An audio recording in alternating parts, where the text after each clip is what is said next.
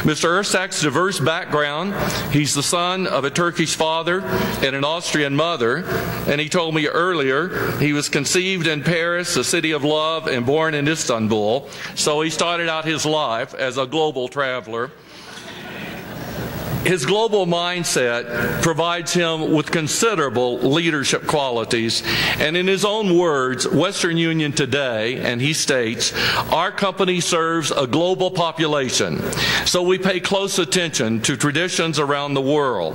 Diversity attracts diversity, and our business is by nature connecting people, connecting cultures, and connecting countries. That's real leadership. And I think we all agree that Western Union has been remarkably successful in its more than 161 years of service. Mr. Ersek holds a master's degree in economics and business administration from the University of Economics in Vienna, and after a very successful career with Europay, MasterCard in Austria, he moved to General Electric Capital in 1996 and joined Western Union in 1999. It is indeed a pleasure for me to introduce Mr. Ersek this afternoon to the ILA participants. I know you're going to enjoy his comments, and we will first have a brief introductory video, after which Mr. Ersek will deliver his message. And if we have time at the end of his conversation with us, we'll have an opportunity for questions and answers. May I please have the video, and at the end of the video, Mr. Ersek, please at that point.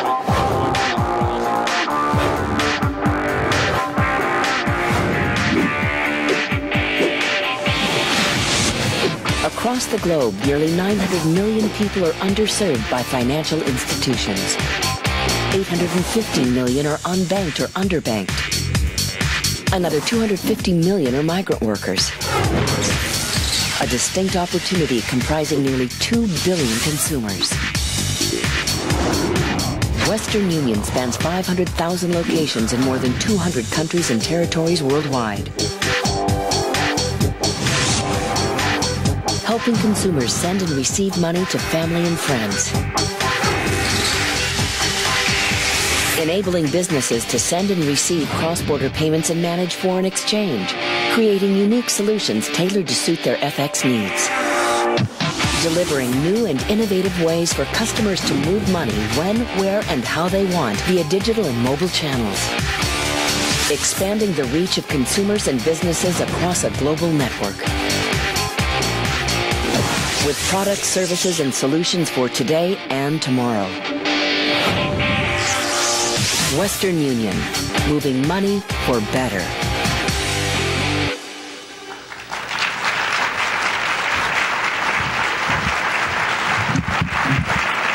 Good afternoon. Good afternoon. Thank you, Roger, and thank you for not telling my old basketball stories. And, well, ladies and gentlemen, I'm very honored to welcome you in my new hometown in Denver. Headquarters of Western Union is Denver, and it's an honor to have you all here. Denver is an amazing city, and Colorado is an amazing, fantastic state. Some of the probably world's best skiing is less than an hour here from here. And I don't keep you long here, so after the conference you may try it. But my family and I moved here from Vienna, from the #1 life quality city of the world, 2 years ago when I became the CEO of Western Union.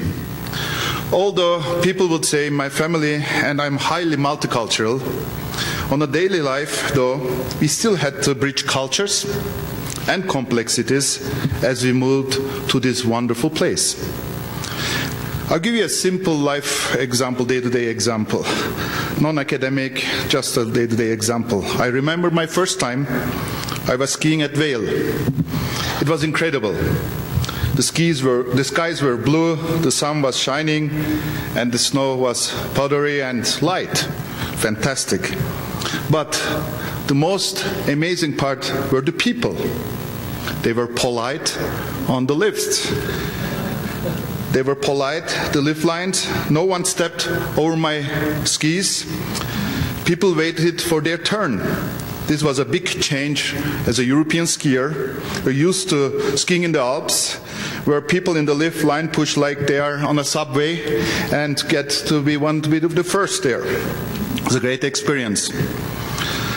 Also, this year, my wife and my son, 12 years old, we learned how to fly fish, and it has been amazing. This state offers so much natural beauty and so many ways to enjoy it. I'm delighted to have you all here in my new hometown as a host, and after the conference, do enjoy Colorado. But other things happened also, strange things to me. As I came here, I saw there was no one on the streets. Many people here get in their cars, drive to work, drive home, pull it in the garage, and stay in their houses until they go work the next day. Unlike Istanbul, where I was born, where life and energy is on the streets. Or unlike Vienna, where I moved from, where my relatives live, almost everyone rides public transportation. They walk from their offices to a restaurant for lunch. People meet in the park or a cafe. So while people here are nice, like the skiers on the lift lines, there is also less spontaneous social life. In Denver, or some of part of the US, it seems to me that you need a plan, or you have to organize to meet people. It has been a hard change to get used to that one. But while my family has experienced new things, like many families who move from far away from homes, we brought also our traditions with us to the new place. As you heard from Roger, my father is Turkish and was raised as Muslim. My mother is Austrian and was raised as Christian Catholic. My wife is half Austrian, half Indian. We have Catholic and Hindu tradition. In our household, we speak English, Turkish, and German. So here's the good news. Good news is that my family and I am fortunate because we constantly celebrate festivals. We celebrate Christmas, the Muslim holiday Eid, Bayram, or Diwali, the lights festival, the biggest Hindu festival. In fact, yesterday we celebrated the Austrian Independence National Day with our US friends. I guess you could see that we are I am and my family is a global citizen. At Western Union, our customers are global citizens, just like me, moved from one country to other country. People who are moving to new countries to find better opportunities. They are moving across borders from Mexico to the US, from Kenya to the UK, from Ecuador to Italy, for new jobs, for new lives. Unlike many institutions or political parties or directions, we call them heroes. Along the way, they sacrifice a lot. Many don't see their families for months, or even sometimes for years. But they send constantly money home. In many cases, most of their hard-earned money every month. But it is more than just sending money. It is moving money for better. It's moving money for education, for health, for shelter, for pension, and can go forever. It's all for their loved ones. Western Union, and I'm very proud and honored and humbled to help these heroes. Our services make a difference in the lives of millions of people and businesses every day. We move money in minutes to more than 500,000 locations in 200 countries and territories around the world. 28 transactions a second, 100,000 transactions an hour, 2.4 million transactions a day. Together, consumers and businesses moved more than $150 billion to Western Union last year. That's more than a gross domestic product of 147 different countries. This is a huge responsibility, ladies and gentlemen. that we take it very seriously. And it's actually a social and economic responsibility. Dear friends, this is a great event in Denver, gathering some of the top leaders, top academic people, top students around the world to learn, to share the experience, and to educate. My new home state is one of the most highly educated in the US, with more high school and college graduates than the other states. It's a place for leaders, and I know that leadership and education are on the top of the Governor Hickenlooper's agenda. I just talked to him 2 days ago. Education is also at the top of my and Western Union's agenda. Just 2 weeks ago, I announced with the UN General Secretary Kim Moon the Global Education First initiative. At Western Union, we are strong supporters of education for a number of reasons. First, education is a leading reason that our customers send money, and I believe it's the service part for financial inclusion. We believe education is a necessity, not a luxury, which is why we support students pursuing their dream of an education by providing scholarship to people around the world. I'll tell you a story. I met one of our scholarship recipients last week. When Rana was 9 years old, she and her family fled from Freetown, Sierra Leone, to the United States. The transition, of course, was not easy. Her parents had been successfully employed in Sierra Leone, but they could not find work in the US. The family lived in a 2-bedroom apartment with 7 other people. But this family is like our customers, they are heroes. And Andrena is hero. Determination drove Andrena to attend college and overcome all these barriers. While working for 2 jobs and starting 2 non-profit organizations, she got a degree in non-profit management at the University of Cincinnati. She is now a consultant in Washington, D.C. When we support people like Andrena to pursue an education, we are helping to create new opportunities to live a better life through a better job and additional income. A better job means that someone can now send money back home to their family. This might look like a sister going to a better school, medicine for an aunt, or father who uses the money as capital to start a business in hopes to move up the economic ladder. I believe that education is a catalyst for progress, empowering families and communities around the world. In the past 5 years, Western Union have supported more than 2 million students' dreams with nearly 18 million grant dollars in 80 countries. But education and learning are not just corporate priorities, they are personal priorities of me. As I work, as I travel, as I met new people, one of the best parts of my job is how much I get to learn. I listen to so many people around the world, regardless where they come from. And I learn about new business models, I learn about life opportunities. I listen and I learn. What are the needs? What are the changes around the globe? What is happening in technology? What is happening in the real life?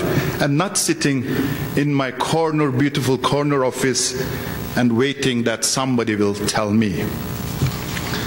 But over the past 3 decades, the subject I have probably learned the most is about leadership. From people I have met, from the places I have been, from the things I have experienced. I was honored to be asked by you today to make a speech about my leadership vision and values, especially leadership at a global, diverse, complicated, interconnected, challenging environment like we have it at Western Union.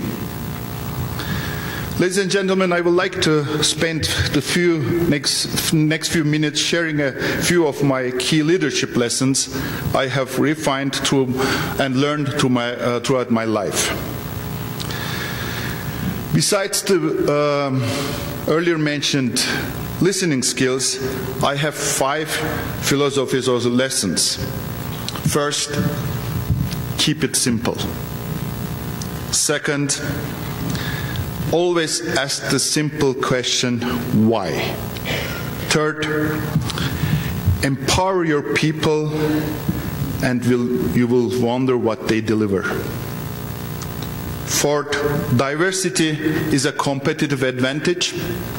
Fifth, treat your customer with dignity and they will never forget you. Let me start with the first one, keep it simple. I strongly believe that people make things more complicated than they really are. That's my strong belief. Many people go out of their way to show you how complex or how difficult an issue is. In some cases, they may be right, but most of the time, it is their insecurity, or they are just afraid to solve a problem. Making a problem bigger than it sounds have several signals.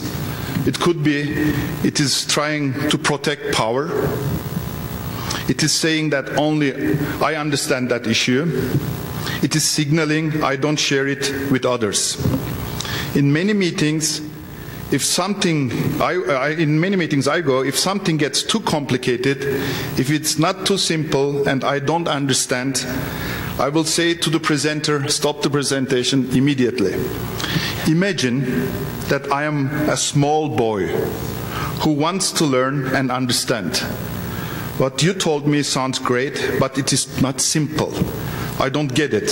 Please educate me.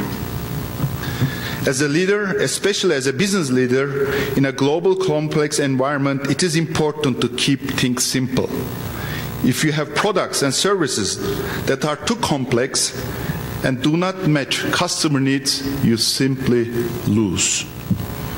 The key to success in my business is keeping things just simple. Although we operate in 200 countries, in highly regulated, multicultural, multilingual, multi-product, multi-channel environment, we create products and services that are just simple for the customers.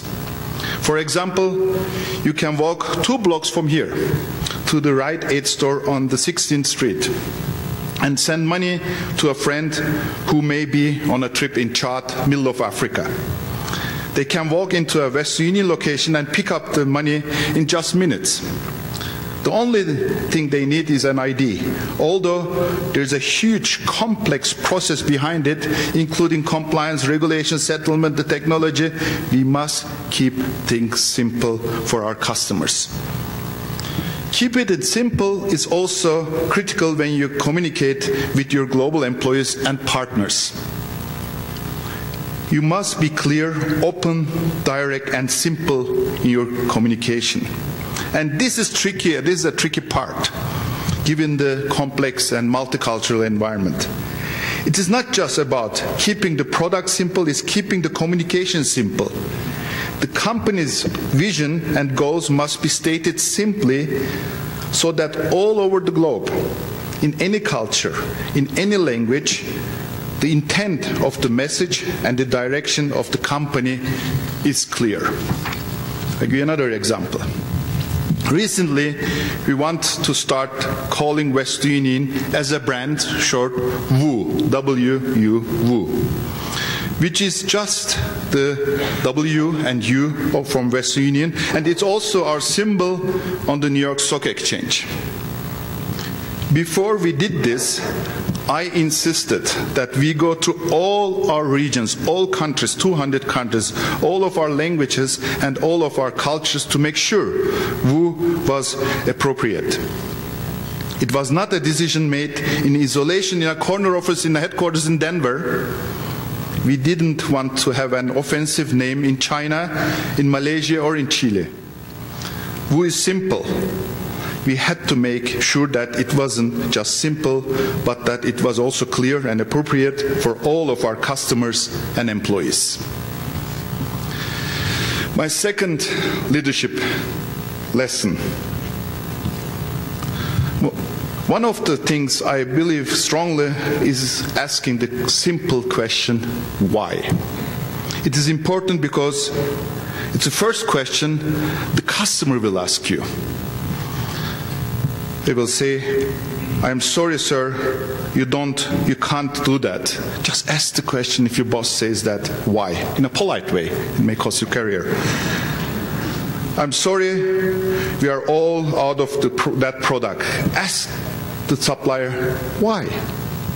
Customers always want to know why. Asking why was key element for my career. Has become because I have asked the question why. I don't ask because to be difficult. I don't want to be difficult. Just being curious.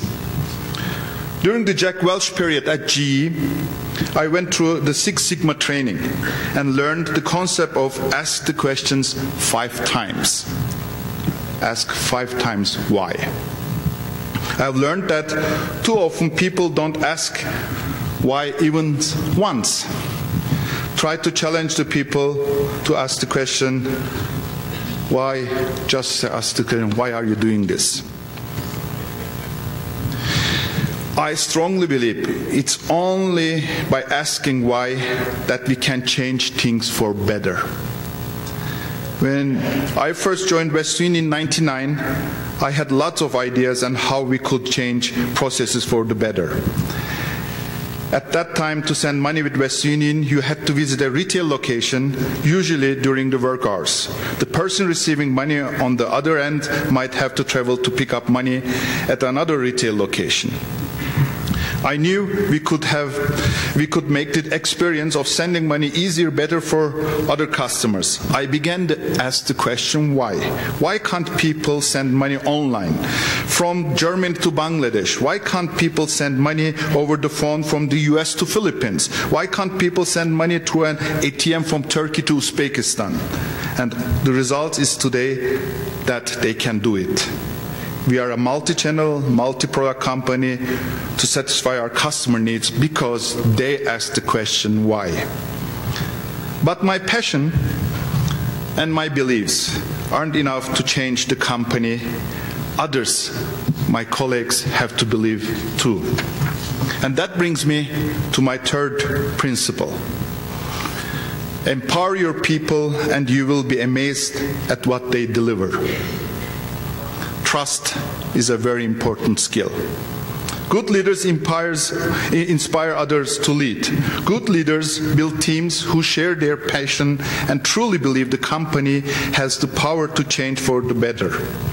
Good leaders hire who are smarter than better than they are. And that's probably one of my biggest strengths. I hire people, they are smarter and better than I am. They make me shine.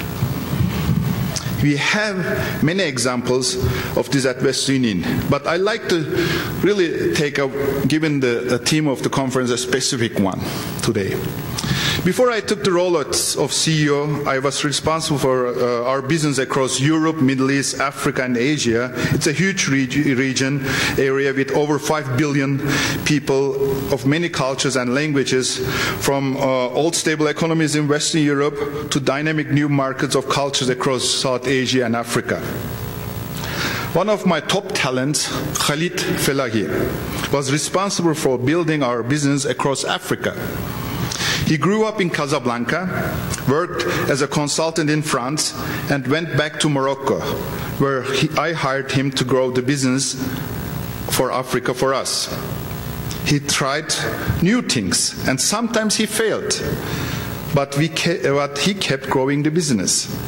I made sure that he had the freedom to experiment, to make decisions, but also to be accountable for the results.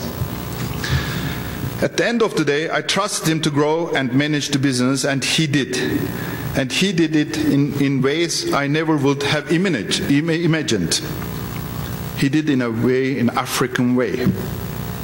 Because I empowered Khalid and his team, and they constantly amaze me how they delivered results. After I became a CEO, I decided to change our strategy, our digital strategy. Most of the CEOs do that, they change always strategies. I decided to change our digital strategy. Last year we decided to open a new office in San Francisco, the Bay Area. This team would be responsible for building Western Union's digital business. They would build our online presence at westernunion.com. They would build our mobile apps and many other products and services we have not imagined yet. Who did I pick to lead this new effort? Not a tech genius from the Bay Area. I picked up Khalid. I wanted him to take what he had learned in introducing new products and acquiring new customers across Africa and apply those lessons to a digital global world. Would you ever imagine placing a $150 million bet in the heart of Silicon Valley and finding a leader out of Africa? Many companies and or investors will never dream of such a thing, but I believe in empowering my people, and I know when I do that, they will always amaze me with their results. Now, after less than a year in San Francisco, Khalid and his team are accomplishing extraordinary things. They are growing the business and acquiring customers faster than we ever did in our history. In your roles as leaders and team members, I challenge you to find young, talented people whom you can empower to do great things. If you do this, I promise you that you will be amazed and surprised positively. One of the things you probably noticed in my story about Khalid was his diverse background. Like many of our employees, Khalid speaks multiple languages and works in many countries. It is common background for Western Union employees to understand our customers. We hire people who look and think and live like our customers. That brings me to my fourth leadership principle. Diversity is competitive advantage. We look for global citizens who have a global mindset, diverse backgrounds. Our leader in Asia Pacific is an energetic woman from China who has worked in both China and the US. Our leader in Middle East and Africa is from Lebanon and started in our marketing group. Our leader in South America is from Brazil but started his career at Coca-Cola and worked in Atlanta. Our leader in North America was raised in Mexico but has worked in American Express, Citibank in New York, Chile, and then in Mexico. Our leader in Europe is from Sweden, worked for a bank in Hong Kong, Sweden, Germany, Austria, and Russia, and speaks 5 languages. They are all amazing leaders. And a big part of their efficiency is their diversity. At Western Union, we don't just talk about diversity. It's a core value, and I personally believe diversity attracts diversity. In 2006, I met a young man who was working at our company, and he was a treasurer. He was great at his job, excellent results. But I saw more than just a finance expert. Raj was a leader. I just knew it. He had great ideas on growing the company and expanding to serve new customers. And his background is diverse. Raj was born in India and later moved to Minnesota. After university, he worked at a car company, then a food company, then came to Western Union. He was more than just culturally diverse. He was professional diverse. Diversity means also professional being diverse. Today, he is one of our key executives. He developed and changed from a finance expert to a business leader, heading up our newest division, leading a team in London, nearly 2,000 employees. This is also diversity. During the last 25 years of my career, I have traveled on business to 81 different countries. I've learned to open new cultures, to be open to new cultures, to ideas and traditions. What's normal in one country may be considered strange in another, as you know very well. Good leaders keep open minds and are educated about other countries and cultures. Let me give you an early example from an early career. Year 1987. I was working with Europay MasterCard. Albania, close country. I was in Albania negotiating with the Central Bank of Albania to introduce who is working on a cruise ship in the Caribbean provides her with financial dignity. She does not have to ask relatives for money, it's dignity, and go without food or medicine. By making it easy and affordable for her son to send money, and by making it easy and convenient for her to pick up the money in cash or receive in her mobile phone without leaving the house, we provide the means for the life with dignity and give her son the pride of providing for his family. This is what we do every day. With every transaction, we change two people's lives. We touch mothers and sons, parents and students, importers and exporters, billers and customers. We make it easy for people to move money where it needs to go. But our desire to impact our customer goes beyond everyday transactions. We are there when people really need us. I give you an example. After the earthquake in Haiti in 2010, Western Union waived all fees for people sending money to the families, loved ones and friends in the region. Our agents quickly had locations back up and running within the days of the disaster. The people needed just buying water, food, shelter. Our foundation worked with Mercy Corps and Save the Children and donated more than $150,000 immediately. We knew people were hurting and desperate, and we responded quick. We gave them dignity during this strategy, and they have not forgotten us. I still get letters. A new team in the company called Social Ventures is focused on identifying the needs of these underserved customers and then creating products and services that are specially targeted for them. One example is our new NGO platform. During the times of crisis, NGO like Mercy Corps and Red Cross must move quickly to get people and resources to the areas affected. Victims and workers on the ground need resources, food, water, supplies, and for that they need money. Our new platform will make it easier, faster for NGOs to move money into some of the most remote areas in the world. Everyone, ladies and gentlemen, talks, make money first and give back. Make money and give back. This is great. But my philosophy is you should first give money and then the money and profit will follow.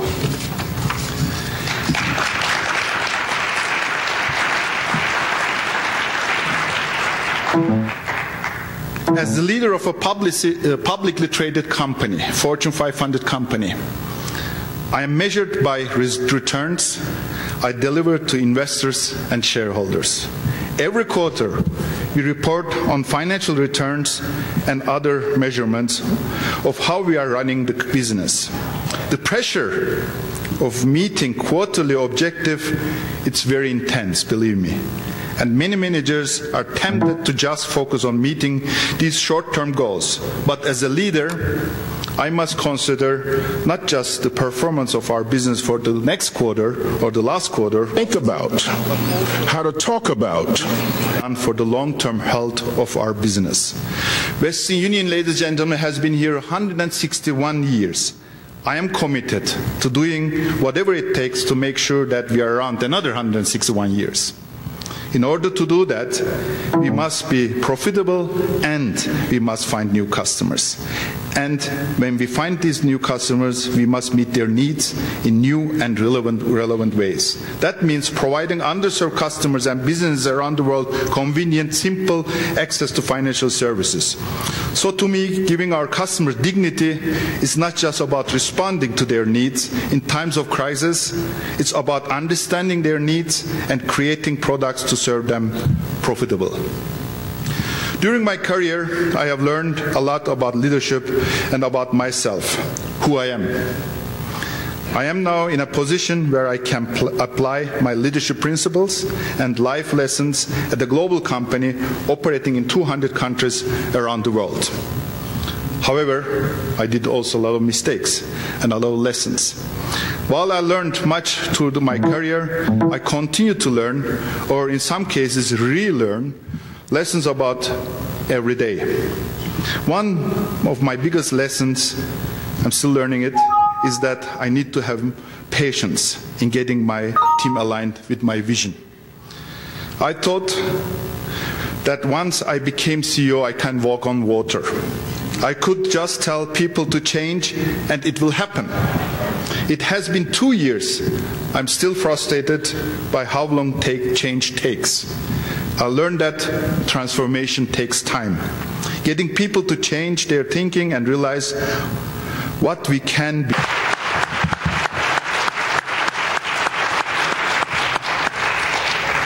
Thank you, Mr. Ersek, for an absolutely brilliant speech for us today and a real challenge. There's another engagement that Mr. Ersek has to go to, so I'm not sure we're going to have an opportunity to have questions from the audience. But if you will permit me, I do have one. As leaders, we talk about our successes and we approach leadership from a very optimistic, positive basis, and you have done that as well. You have had a remarkable career throughout your lifetime. Could you share one of the biggest mistakes you've ever made as a CEO and what you learned from that in the process? Sure. Well, I don't know where to start because I did a lot of mistakes and I'm doing still a lot of mistakes actually. I think, you know, being honest, one of the things I came over and took over the company, I thought that I could change things immediately. You know, in my career, about 24 years, 23 years, I was so successful, I did anything and everything happened. I have to be fair also, the global economy helped me, the globalization helped me, I had a tailwind, you know, till 2009 everything was pretty good. And it was party. And I thought I could continue with party. I thought that I'm coming and taking this company, changing in a way it's going to be faster than I thought. And I learned that transformation takes time. So people are asking me, what would you do again, you know, differently? I believe that I would do things more analytic, more careful.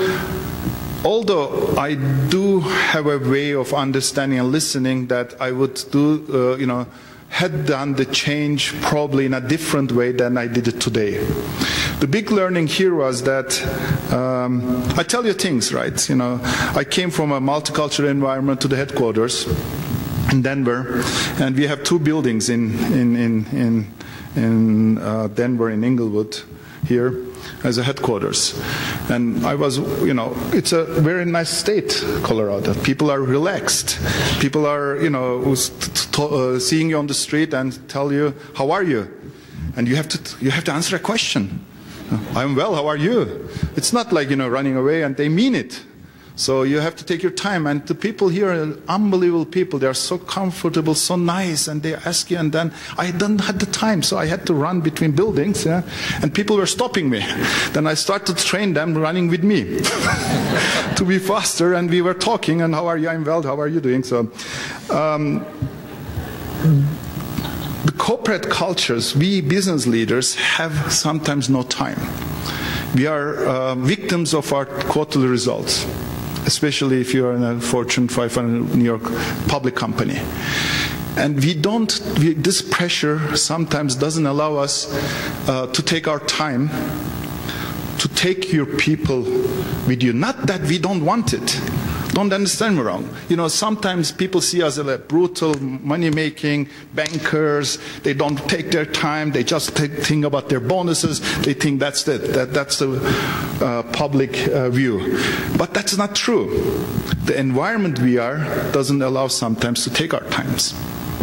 And this is something that I learned, that, you know, we have to take our times. You can't, you know, be there and your people are there.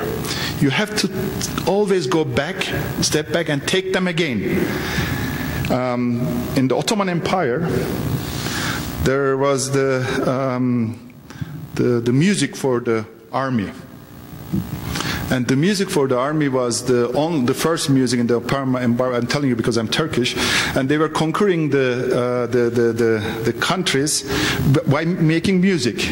The army was marching, and the music, though, that was the motivating part, was the leader in the front. They were making 2 steps and 1 step back. 2 steps front and 1 step back, to get everybody on the same page. And that's probably, as a leader, very important. Sometimes I make 10 steps and I don't go 1 step back. I have to go 9 steps back to do the real steps. So that's probably my biggest learning. Thank you. Thank you.